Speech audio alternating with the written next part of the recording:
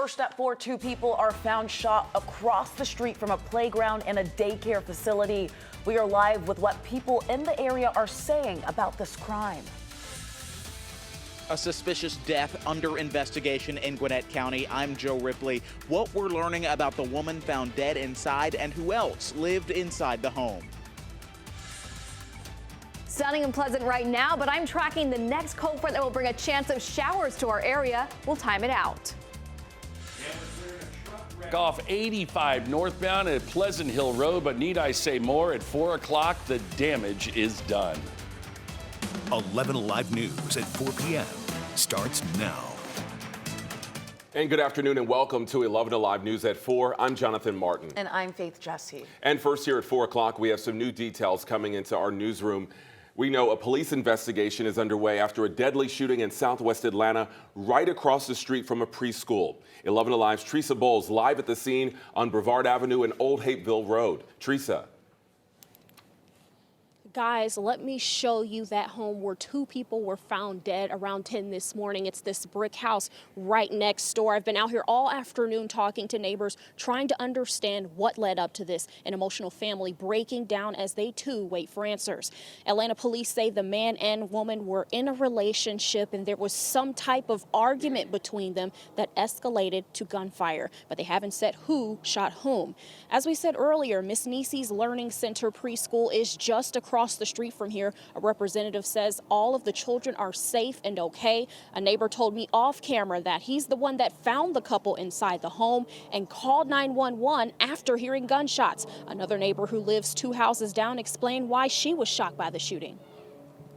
Didn't hear any gunshots, and usually I'm attuned to the sound of the popping because young people have done it in other parts of this area here, but no gun popping, none whatsoever. The scene is clear now. That family was allowed to go back inside of the home and will continue to ask questions as things unfold. Teresa, thank you so much for that update. Right now, we are working to learn more details about an investigation surrounding the death of a Gwinnett County woman. Police have spent hours at the scene in unincorporated Stone Mountain. That's where we find our Joe Ripley live for us today. Joe, you were the first reporter on the scene. We first saw you here at noon. What are police saying right now about this investigation? All right, and things have changed since we last saw you at noon, Faith, because you can see we've gotten a little closer here to the scene, this home where this woman was found dead earlier this morning by Gwinnett County Police. The crime scene tape has been lifted, but right now police are trying to determine if this warrants a criminal investigation. Earlier we saw crime scene investigators as well as homicide units with the Gwinnett County Police trying to comb this house for clues. Gwinnett Police, fire, first responders first got here around 4 this morning after police say someone dialed 911 for a medical call. Officers found this woman in her mid-40s dead inside this house. Police would not describe any of her injuries, but they also discovered a small child who they say lived here at the home. A small child, a baby between 1 and 2 years old, resided here at the home. It's unclear who the parents were, but we have contacted the Department of Family and Children's Services to take custody of that child so they can determine a temporary placement or even a final placement. Police say they have been called out to this neighborhood before, but nothing that rose to the alert or the high expectations of a homicide or any criminal activity. So far, there are no suspects, no people of interest in this case, but as this develops, that could change. So stay with 11 Alive on air and on 11alive.com as we learn more information. Joe, great hustle out there. Thank you so much for bringing us that information.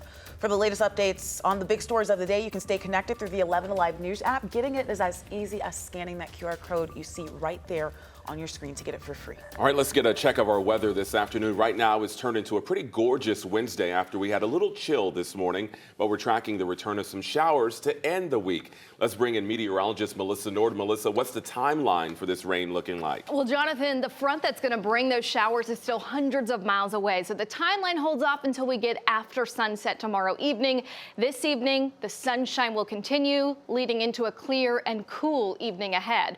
Looking live right now at the airport. Newport, it is 70 degrees. It's been a beautiful day. Southeast winds bumping those temperatures up warmer than yesterday. 69 Duluth, 70 in Peachtree City, currently 67 in Clayton. So this evening, really nice. Sunset time this evening, by the way, 7:01. Last 7 o'clock sunset until next spring. We'll cool off to the 50s by 9 o'clock. We'll look ahead to those rain chances hour by hour coming up. Crash. All right, Melissa, not a good start for my Gwinnetians, just shy of a red alert. The only good news is they moved the wreck off to the right. The bad news is 2 trucks met each other along 85 northbound right at Pleasant Hill Road, sat out there forever and a day. You're slammed all the way back to Spaghetti Junction. Last check, 50 minutes from 285 to Pleasant Hill. Get to Buford Highway, Peachtree Industrial Boulevard, or even Highway 29. This one's going to take a while to clean up. And trouble on the west wall, 285 southbound before Highway 166. That jams you back to I-20. Faith? All right, Crash, thank you so much.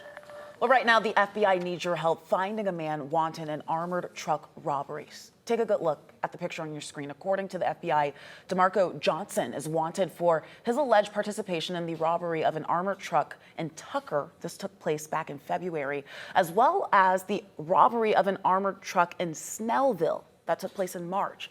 A $5,000 reward now being offered for information leading to Johnson's arrest. Anyone with information is asked to call the FBI in Atlanta. Well, we are staying on top of a developing story in Cobb County where a large fire at a Marietta apartment complex displaced more than 20 families. That's right. Our Paula Ciro is joining us live from the Franklin at East Cobb Apartments with what she's learned this afternoon. Paula? Yeah, guys, you know, a lot of families lost everything here today, but the important part is that nobody was hurt. So I'll step out of the way so that you can see this building here behind me. It holds 20 units. You can see 10 of those apartments were destroyed. But if you take a look, there is a wall dividing this building in half. That is a firewall. And the Marietta fire captain tells me it's thanks to that firewall that there are 10 other apartment units towards the left of the building that were saved. Residents of all 20 units are displaced, including Shantrice Adams, who says she lost everything in the blink of an eye. I lost all of my work, my computer, my printer, important documents, family heirlooms. I lost my life. Everything that I've worked hard for, it's gone. In less than 10, 15 minutes. Shantrice Adams, who was too distraught to go on camera, says she started hearing popping noises in her patio last night. Those noises, she says, were getting louder this morning, just moments before a fire engulfed her Franklin at East Cobb apartment. As she hopped in the shower around 11:30 this morning, her friend Amarla Welch realized what was going on. Something popped real loud, and the next thing I know, I just seen something red go shoot across there. So I went to the patio and I looked in the corner and there was fire there. Then I ran out and I told them fire. So we running around the house looking under the sinks for the fire extinguishers, and she didn't have one. So all we worried about was getting the kids out and getting out. They grabbed Adams's 2 grandkids and knocked on their neighbors' doors and ran out. So we ran out with whatever we had on. Marietta Fire Captain Steve Dowell says it's thanks to the quick action of residents and multiple Marietta and Cobb County fire crews that nobody was hurt. We were very fortunate to have BLW in the area who noted the smoke coming from the apartment complex. They got in here very quickly. Were able to cut the power to the entire building almost as soon as fire units were arriving on scene. Now, Dow says a total of 22 families are displaced tonight. The Red Cross has been on scene all morning helping those families. Adams living on that right-hand side of the firewall. She's not sure where she'll go next. As for the fire, the investigation there's an investigation as to what caused that fire. In Cobb County, Paula Lucero, 11 Alive News. Well, coming up, support for Jim Jordan to become House Speaker is waning as day 2 of voting continues. We're live in Washington with what's next in this process. Also, President Biden is now heading back home after his historic visit to Israel. You're watching 11 Alive News at 4. And we've got 2 right lanes blocked, 285 southbound at Langford Parkway. Those west side woes are only getting worse. We're back in moments. Will Jim Jordan become the next Speaker of the House? That is the question hanging over Congress as the second day of voting for this position grinds on. We want to head out to Washington right now, where NBC's Alice Barr is live for us on Capitol Hill with where we stand tonight. Alice, thanks so much for joining us. Well, today we saw a second round of voting. Jim Jordan lost the support of 4 Republicans that voted for him in the first round. He did gain the support of 2 members, but overall, today we saw that he had even less support, with 22 Republicans in total not voting for him. That's up from 20 from the first round. So right now, it's really shaky to see, is he having any progress here? Is there any talk of strategy in play to gain more support for Jordan or potentially shift focus to another potential speaker? Well, right now, Congressman Jordan says he is not backing down. He is talking to members, and he says that's the plan. As you noted, there was kind of some shifting around. He lost some. He says, yeah, but I gained some more too. He said he's just going to keep talking to members, and at this point, he's definitely not standing down, stepping aside. He noted that he's in the same position that former House Speaker Kevin McCarthy was after his second failed round of voting. It took 15 for him ultimately to win the Speaker's gavel. Not clear yet whether the Judiciary Committee Chairman Jim Jordan is willing to go that far, but for this point, they're just going to keep working the room, working the phones, and trying to bring more people back over to his side. And as we know, it took 15 rounds for Kevin McCarthy back in January, so we're just on round 2 now. We are coming up on day 15, however, without a speaker. We spoke briefly about this yesterday, but what are you hearing now in terms of possibly granting Speaker Pro Tem Patrick McHenry more authority to get some of this legislation passed, especially when we talk about this pending funding going over to the Middle East? That's right. So we're starting to hear more and more about that. And now some House Democrats, leadership among the House Democrats, beginning to talk about that as something they would genuinely consider, empowering essentially that temporary Speaker, Patrick McHenry, to be able to really take action. Right now, he's just a figurehead. You need an elected speaker in order to appropriate money. You keep hearing that term. And that has to happen in order to send more money to Israel. We heard today from President Biden. He wants to send an unprecedented support package for Israel's defense. There's also money for Ukraine that's still out there that supporters are looking for. And then there's that looming government shutdown deadline next month. So there's been talk of potentially a 30-day extension for McHenry that would get past the government shutdown deadline. And that's starting to look a little bit more popular, as we're just not quite clear where these rounds of voting are headed, Faith. And this is a question that, if you know it, you might be able to give me the lottery numbers. Are we expecting another vote tonight in Congress? We are not. We have just been told that it's likely not going to be until tomorrow. And at least one Republican member is talking about the idea of taking a retreat, maybe to Gettysburg, somewhere far outside of the city, with just House Republicans to get together and get on the same page and figure out what they are going to do in order to get the House of Representatives in working order again, with a lot of important business on the line, Faith. All right, well, we are going to stand by, and we might have a lot more rounds to come. Alice Barr in Washington, thank you so much. All right, well, just hours ago, President Biden vowed to show the world that the United States is standing in solidarity with Israel as that nation's war against Hamas is grinding on. 11 Alive's Ron Jones is here with the latest on his visit. Yeah, that's right, Jonathan. So during that short historic visit to the war-torn country of Israel, President Joe Biden called Hamas terror attack pure, unadulterated evil. He met with the Israeli Prime Minister Benjamin Netanyahu and members of his government as it prepares a fresh act against Hamas. Mr. Biden also used the trip to announce $100 million in new U.S. funding for humanitarian assistance in Gaza and the Israeli-occupied West Bank, which he says can support displaced people and emergency needs in the Palestinian enclave. Hamas does not represent the Palestinian people. Hamas uses innocent families in Gaza as human shields, putting their command centers, their weapons, their communications tunnels in residential areas. Palestinian people are suffering greatly as well. So here's some other headlines we're following today in the Israel-Hamas war. The American Red Cross says it has mobilized a convoy carrying 60 tons of aid, including medical supplies, to go into Gaza, but it needs safe access to deliver them as well. Egypt's president is now declaring 3 days of national mourning for those killed in that blast at the hospital in Gaza, and Pope Francis is going to hold a day of fasting and praying on October 27th. He is now begging all sides to do whatever is possible to prevent the war from spreading across that region and avoid what he is calling a humanitarian catastrophe in Gaza. 4:16, your time right now, looking live from our City of Decatur camera out towards Atlanta. In a couple of hours, we're going to have a pretty sunset there, but today is actually our last 7 o'clock sunset until spring. So I want to talk about that because although we get the cooler temperatures in the fall, and that is lovely, a downside of the fall, of course, in many people's opinions, is that time change. So 7:01 sunset tonight, end of the month for Halloween itself is 6:46 for trick-or-treating. And then just 1 week later, we fall back and that sunset is before 6 o'clock. So we'll see a nice sunset this evening, but overnight tonight, another cool and chilly one. We'll start off tomorrow morning in the upper 40s to right around 50. But although we see plenty of sunshine out there today and clear skies tonight, that pattern is going to be changing, and that's because our next front is going to be swinging into North Georgia at the end of the week. Now, as opposed to last week when we saw a lot more rain, this week we don't think there's going to be a whole lot of rain along with this front coming through, and it'll clear out pretty quickly. So you notice here, as we look at tomorrow, we're still dry in Atlanta. Clouds will be increasing throughout the day, but it's Friday morning when showers move through the area.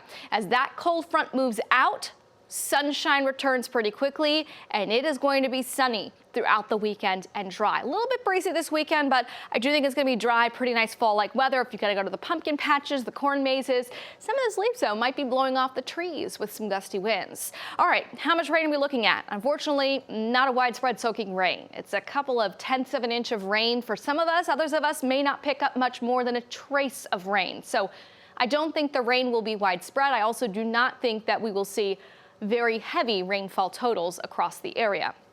Low temps tonight, clear sky overhead will be in the upper 40s. Tomorrow we start with sunshine, but quickly clouds will start to move in after sunrise, and by noon we're partly cloudy, and then we turn mostly cloudy by the finish of the day.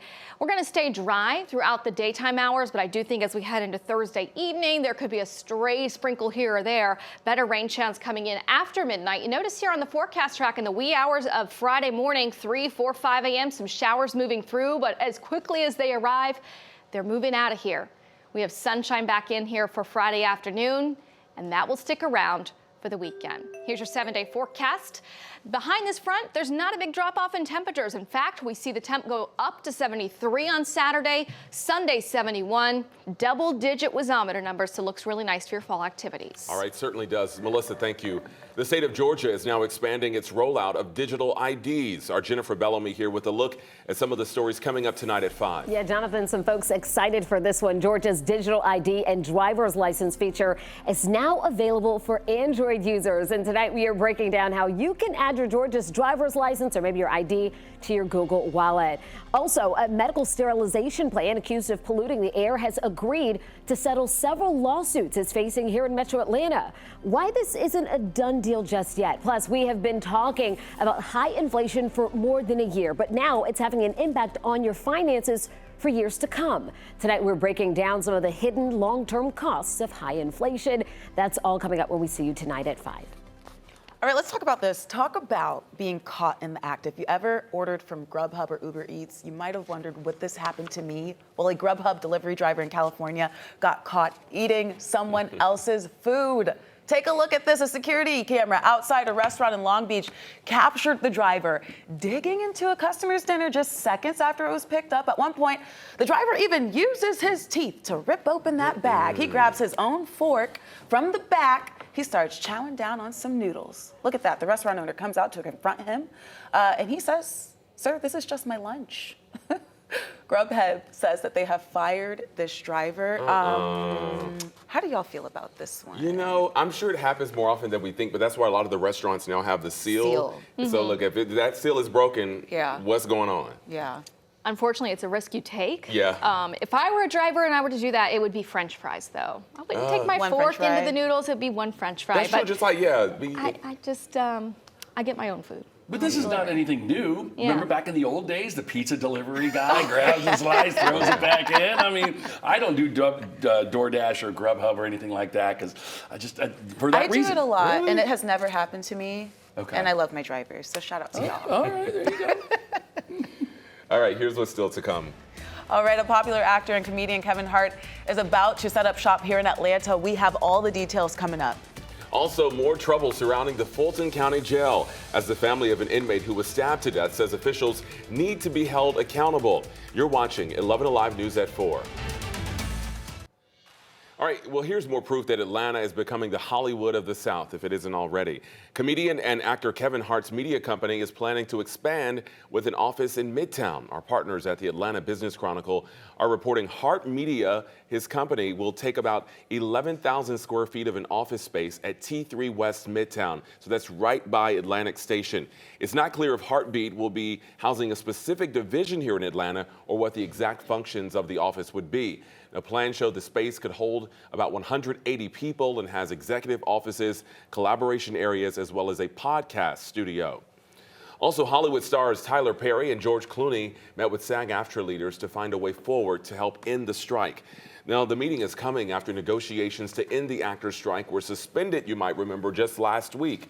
Officials say the gap between the studios and the actors is right now just too great. SAG-AFTRA actors have been on strike since July 14th. And it's good to see some of those big names at least stepping up to put their name in the hat and really help out. Absolutely. And I mean, they call Atlanta the Hollywood of the South, and it's just growing and expanding, bringing jobs and entertainment here. We just love to see it. We do. Here is Crash.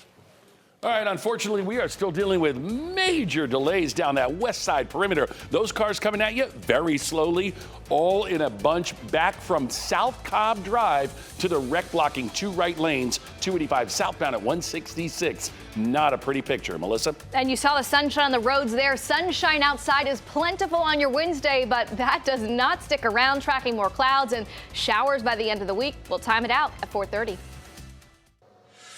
Sunshine out there right now, but first at 4, I am tracking rain showers on the way. We'll time them out. The family of a man stabbed to death inside the Fulton County Jail is filing a lawsuit. You'll hear why they say the jail is to blame for his death. Coming up. Plus, there may be a new free option for you to file your taxes thanks to the agency who wants your tax dollars. And if you are planning to take flight this holiday season, we'll share what you should expect when you try to buy that airline ticket. And welcome back to 11 Alive News at 4. I'm Jonathan Martin. And I'm Faith Jesse. A family is speaking out against the Fulton County Jail after their loved one was stabbed to death. That's right. 11 Alive's Tracy A. McPeer is joining us live from the jail with more on this. Tracy.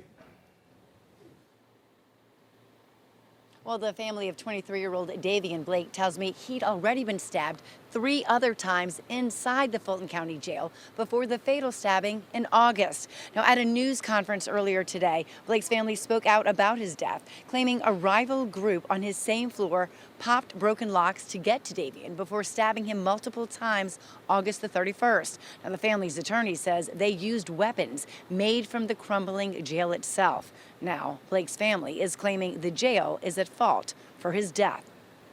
If the locks were working properly, if the jail was not crumbling where they could make shanks and knives, if there was better staffing and observation, his death would have been prevented. No one notified us that he was going through so much in there, and for him to die alone, we want justice and we want answers.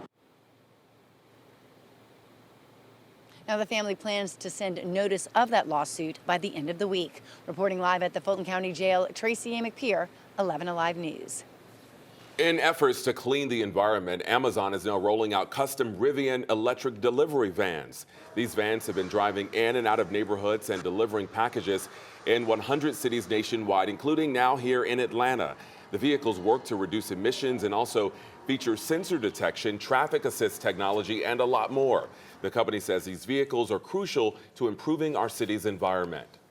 In addition to all the safety features that Amazon has put in place for these vehicles, one of the things that we're really proud of is that we're really impacting our communities. Here in Atlanta, we rank number 2 nationally in poor air quality for vehicles, and this is going to help us change that. Our climate pledge here at Amazon is to be net zero carbon by 2040, and this is one really big step in that direction. And Amazon is hoping to have 100,000 electric delivery vehicles on the road by 2030. And speaking of deliveries, UPS is known for delivering packages all over the world, but it's also doing some good right here in the city where they're headquartered, Atlanta. So according to our partners at the Atlanta Business Chronicle, the UPS Foundation has invested $7 million in the city of Atlanta this year. The foundation has provided grants to 29 nonprofit organizations around the country, including 3 organizations in Atlanta. All right, time now to get another check of our forecast. And you see I'm wearing my sweater dress today. It was cold this morning, but it is heating up, Melissa. It has been heating up. It's been beautiful, but I have to deliver the news that at the end of the week, there is another chance of rain coming to North Georgia. But this time, I think it's a pretty quick moving chance of showers, and it will move in, move out, and then your weekend not impacted by rain at all. So we'll talk about that coming up in about 15 minutes. But outside right now, it's been a beautiful afternoon. We are warming all the way up to 70 degrees right now. Southeast winds giving us a nice little push of warmer air, but that crisp fall feeling is still outside and very evident late this afternoon. 69 Duluth, Covington 66, and 70 in Peachtree City. This evening, with those clear skies overhead, that's going to mean we're going to cool off pretty quickly after sunset. So the next couple of hours for us, we're still running in the 60s, but sunset tonight, 7:01. Once the sun sets, we see those temperatures falling through the 60s and then down to the upper 50s by 9 o'clock. So we have a chilly night ahead tonight, but then we track in the clouds followed by the rain chances at the end of the week. We'll talk more about that coming up. All right, are you on the fence about some holiday travel this year? Well, we're going to tell you something right now. It's definitely going to be expensive, and we found out too. Now we're going to talk about that in just 1 second, real quick. Let me just talk about what we're looking at right here on the screen. We've got a major red alert that has just developed on 285 eastbound at I-85. They have shut down the entire top end perimeter. 285 eastbound. You could see the debris and overturned vehicle. All lanes are shut down, folks. We're going to be following this one for a long time. All right, let's get back to your travel package right now. We found out that the prices for air travel are going to be just as bad as they were last year. Listen to this. Well, they should be expecting high prices. Nobody wants to hear that, but Lawton Roberts with Country Place Travel in Snellville says if you want to travel for any of the holidays this year, you can expect to pay the same as last year's record high prices. I don't see prices coming down. I haven't seen them coming down. They're high. That's the bottom line. Just how high? We checked 4 different airlines for a morning flight to Denver, leaving on December 22nd and coming back on the 26th. An 8 a.m. flight on Delta will cost you $752. A connecting flight on American, $683. $718 on Southwest, and the best deal we could find was $305 on Frontier, but that includes a connection, a red eye, and a lot of moving parts. The high prices are beginning to squeeze some people out of the travel market. Lawton told us he's getting calls from families who are interested in a trip, but when they find out the price of airfare, they decide to drive instead. It's something nobody wants to do, but if you're talking about saving $1,000 to $2,000 for a family by driving, then they're willing to do it. And Lawton also warns that what's going on right now in Israel and the Middle East could push prices even higher before the holidays. If it gets worse, I do see the price going much higher. And as crude oil prices go up, airfares go up.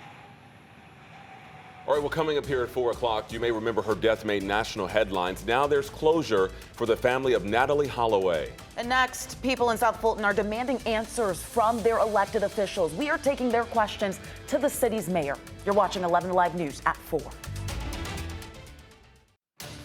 Welcome back to the show, 4:38 the current time, folks. This is why we're coming on the air at 4 o'clock for you. A major, massive traffic red alert. You're looking live from the Sky Tracker. We can see an overturned vehicle, another vehicle against the wall, a fuel spill and debris scattered, shutting down 285 eastbound right at I-85. Now, this is the heart of the rush hour. Folks trying to make their way from Sandy Springs through Doraville over to I-85. If you look on the right side of your screen there, you can see they're letting a few cars squeak by in that right emergency lane, but that doesn't matter. This one's going to be out there for a while. Obviously, we got EMS on the scene. There's even trouble on the other side of the wall. I would imagine debris may have spilled on the other side of the wall, 285 westbound, but right now, 285 eastbound shut down at I-85 in DeKalb County. Really not a lot of ways to get around this one. Take 400 south into Midtown and then 85 north back up towards Spaghetti Junction. Jonathan? All right, that is a big mess. We'll be checking back with you in just a bit. Crash, thank you.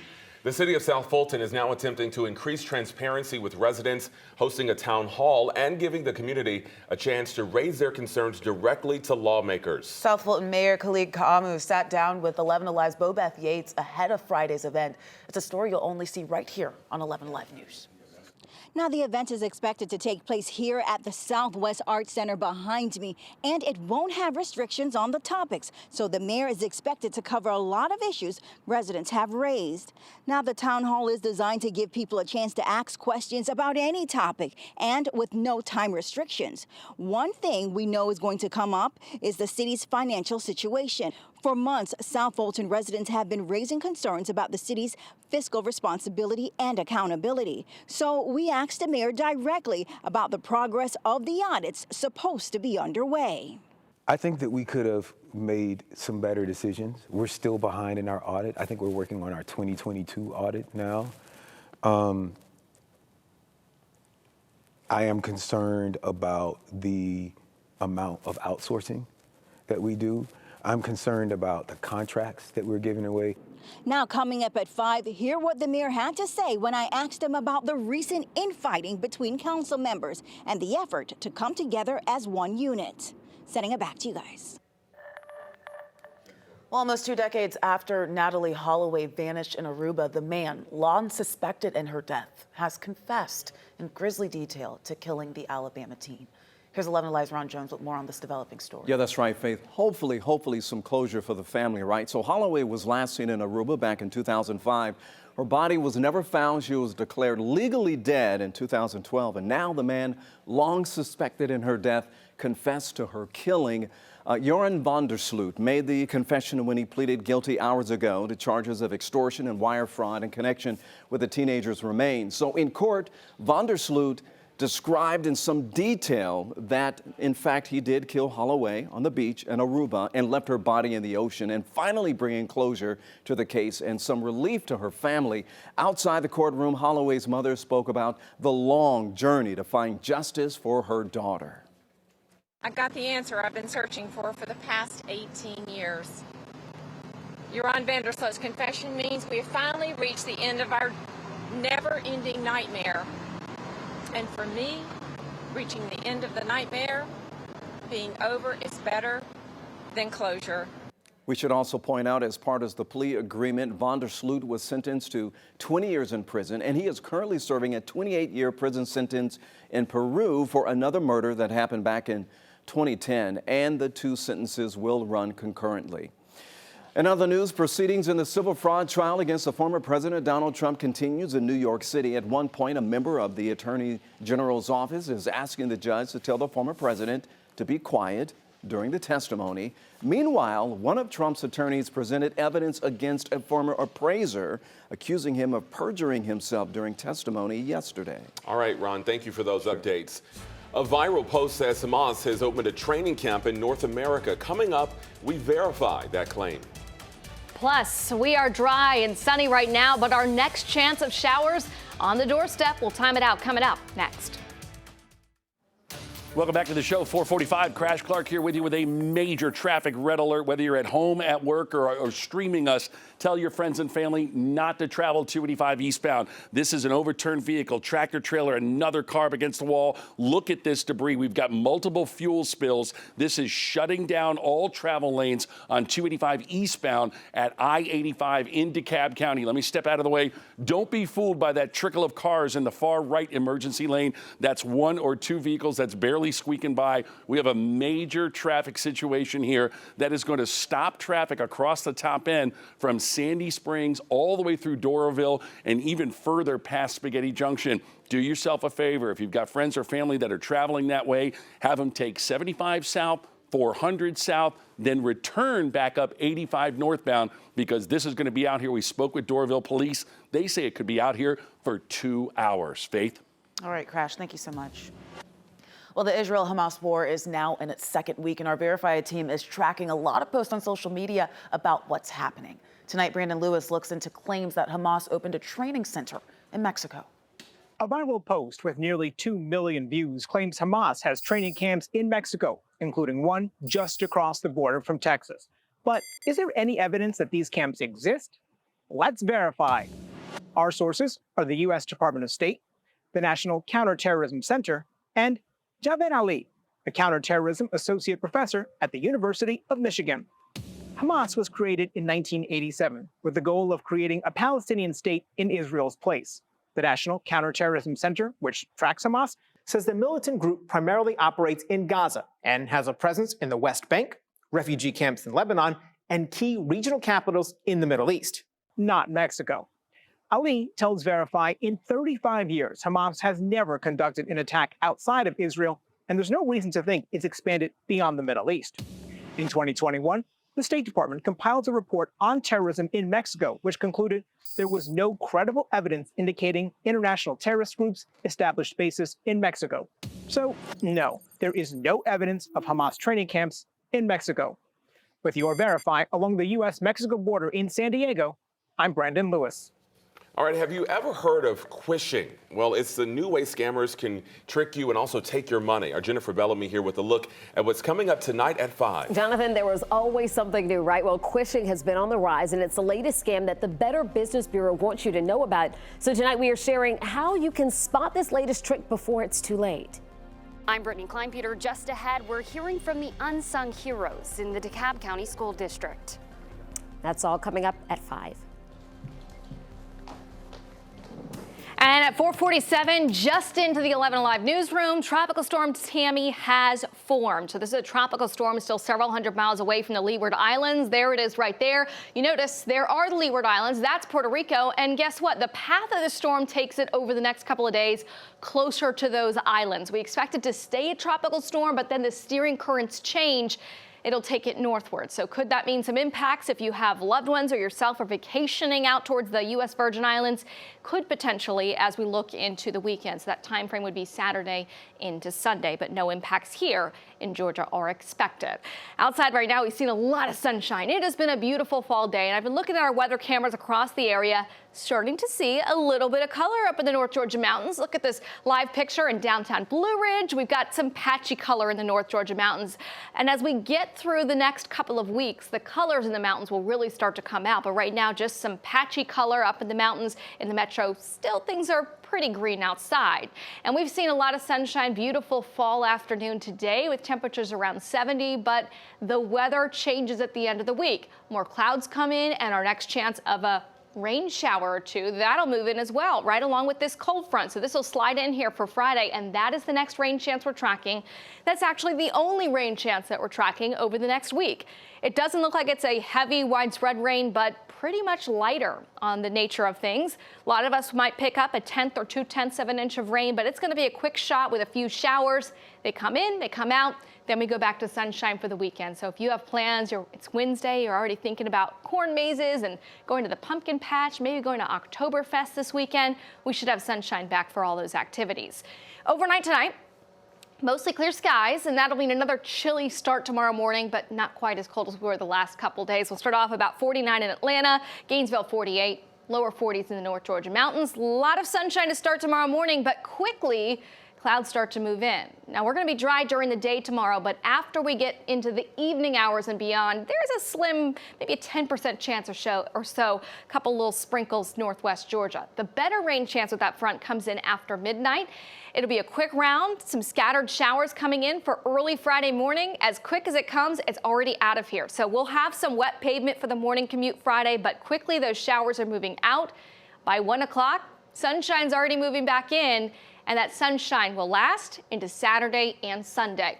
I do expect some breezy winds to pick up behind the front, but as opposed to last weekend, not a huge drop off in the temperatures. I'm going to keep highs for Saturday and Sunday running in the 70s, so that means wazometer numbers are in the double digits. Melissa, thank you. The Internal Revenue Service is now moving ahead with a plan to build its own free tax filing program. Direct File is a pilot program that will be available to some taxpayers in 13 states starting next year. So eventually, the system could serve as an alternative to private tax preparation companies like H&R Block and Intuit's TurboTax. The online pilot program will be very limited in scope, we've learned. Well, coming up here at 4 o'clock, helping put a stop to bullying, how you can prevent your child from growing up to be a bully. You're watching 11 Alive News at 4. Welcome back to the show. 4:53 is the current time. Crash Clark here with you with a major traffic red alert. Tell your friends, do not even attempt to take 285 eastbound through Doraville at I-85. We have got not only one vehicle overturned, tractor trailer involved. We do see injuries, unfortunately, folks. Let me get out of the way so you can take a look at this one. Again, this is 285 eastbound right at I-85, the heart of Spaghetti Junction. Don't even think about taking Savoy Drive because you're not even going to get there. Get to 75 southbound. Those are your alternates as far away as they are. 75 south to Georgia 400 south or Georgia 400 south. Take those to 85 north and then back up into Spaghetti Junction. I know that's a long way to go, but we are shut down. 285 eastbound at I-85 into Cobb County. A terrible wreck. Doraville PD say this one could be out there while they clean it up for several hours. Jonathan? All right, Crash, we're going to check back with you at 5 o'clock. Thank you. This is National Bullying Prevention Month, and about 1 in every 5 U.S. students between the ages of 12 and 18 said that they have been bullied in a 2019 nationwide survey. This was done by the National Center for Education Statistics. So the effects of bullying really could continue into adulthood, and health experts say prevention is critical. So tonight we're hearing from a therapist on how to raise a child not to be a bully. It can impact every part of a person's life. Being bullied as a child can leave lasting scars. It can make some kids feel depressed, hopeless, even suicidal. Parents and caretakers play a big role in bullying prevention, says licensed therapist Jody Baumstein with Children's Healthcare of Atlanta's Strong for Life program. No child plans or wants to be a bully. And so we have to think about what it is that's going on. She says prevention starts at home by creating a safe environment where children can talk about their feelings. We don't want kids to start to internalize things, push things down, suck it up, because it's going to come out at some point. It's going to come out in other ways. It could come out at other people. Empathy is also a key component. She says to teach kids early how to think about others and how their behavior might impact someone else. You can do this with play. And when you're playing with puppets or dolls or anything else, get them to think about what the other characters or dolls might be experiencing. Or if you're reading a book, stop and pause and ask them, what do you think that character is feeling? She also says to teach coping skills to help children navigate their feelings so they don't come out in other ways. That could be everything from deep breathing to using physical activity and movement to release stress, to being creative, drawing, coloring. And finally, teach by example. We can't expect kids to do something that we ourselves are not doing. Baumstein also says it's so important for parents not to normalize bullying or to downplay its effects, including bullying online or through text messages, which affected nearly 1 in 6 bullied teens that they surveyed. Now, earlier this week, our very own Savannah Levin shared how students here in Georgia feel about the dangers of cyberbullying. You can find her full report right now online on 11alive.com. And much more news coming up here at 5 o'clock. We're staying on top of developments in unincorporated Gwinnett County. What police are saying about a suspicious death next in a live report.